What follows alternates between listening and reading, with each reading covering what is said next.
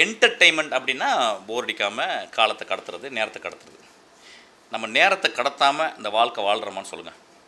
இங்கே எத்தனை பேர் இப்போ நான் காலைல வந்து பேசின உடனே எத்தனை பேர் சும்மா போகிறவங்க இங்கே உட்காந்து பொழுதுபோக்குறக்கா எத்தனை பேர் வந்திருக்கீங்க? உங்கள் பொழுதுபோக்குறதுக்கு ரூ. 150 கொடுத்து தான் நீங்கள் தேட்டருக்கு போகணுமா?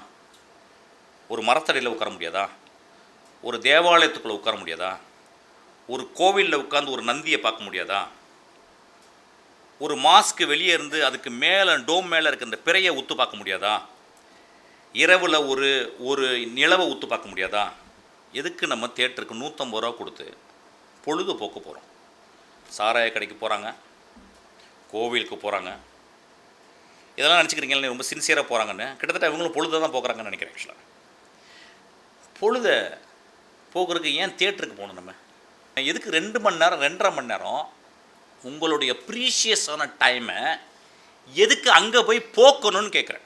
அப்போ நீங்கள் ஸ்கூலுக்கு போகிறது, காலேஜுக்கு போகிறலாம் பொழுதுபோக்க தான் போகிறீங்களா? உங்கள் காலத்தை இப்படி தான் செலவழிக்க போகிறீங்களா?